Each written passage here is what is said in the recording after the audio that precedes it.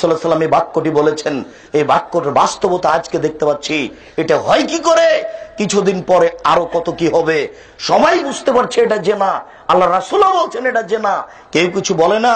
তিনি বলছেন আল্লাহ তাজনিনা জেনা হমান নাজরা, দুই চোখের জেনা হচ্ছে চোখ দিয়ে দেখা, অলজনানের জেনা হল ইস্তেমা, দুই কানের জেনা হচ্ছে কান দিয়ে শোনা, অলিয়াত জেনাহাল বাদশ, হাতের জেনা হচ্ছে হাত দিয়ে ধরা, আর রিজল জেনাহাল মাসি, পায়ের জেনা হচ্ছে পা দিয়ে চলা, জেনাল কালবতা তামান্না তাস্তাহি, অন্তরের জেনা হচ্ছে পরিকল্পনা করা, জেনাল লিসানুন উতক, জিহ্বার জেনা হচ্ছে কথা বলা।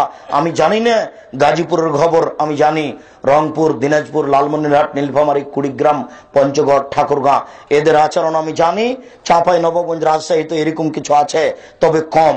যখনই জামাই আসে তখন শাশুড়ি তার যুবতী মেয়ে যেগুলো আছে, inter pass, BA pass, MA pass, যেগুলো সেলিকা আছে, তারাকে বলে খালেদা যাও তোমার দুলাভাইকে পানি দিয়ে আসো, চা দিয়ে আসো, বিস্কুট দিয়ে আসো। তখন তার দুলাভাই চায়ের কাপটা রেখে দিয়ে, বিস্কুটটা রেখে দিয়ে তাকে কোলে করে নিয়ে বসে থাকে। এটা কি জেনা নয়? বেশ শর্মা বেহায়া শাড়ি শাশুড়ি এটাকে পাপই মনে করে না। বোকা মহিলা, একটা তো বিবাহ সূত্রে দিয়েছেন, আর একটা ফাও দিলেন কেন? একটু শরম লাগে না? দুইজনই নাকি হজ করেছেন। এই ছেলে, তোমার দুলাভাই বাড়িতে এসেছে, পানি দিবে কে? তুমি। চা দিবে কে? তুমি। নইলে তোমার বাপ, নইলে তোমার মা।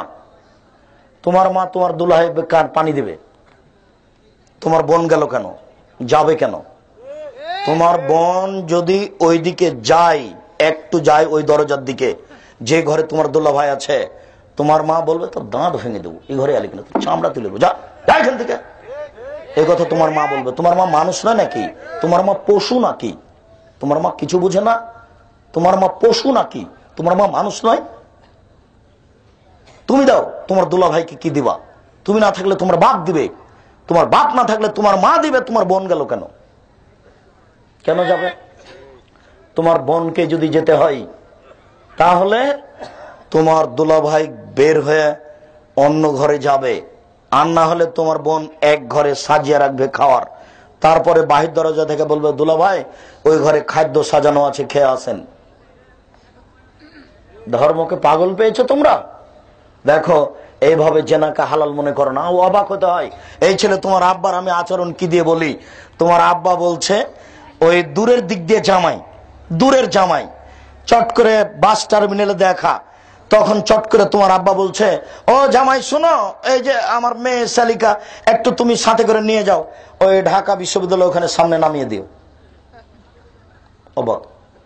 আর তোমাকে বলছে আমার তোর বোনকে সাথে নিয়ে যা, ওটা কিন্তু তোমার চাচাতো বোন। চাচাতো বোন, খালাতো বোন, মামাতো বোন সবাই নাকি একটাই। নওজুবিল্লাহ। দেখেন আপনি জান্নাত পাবেন কিভাবে, কি করে হতে পারে? এটা হয় কি করে?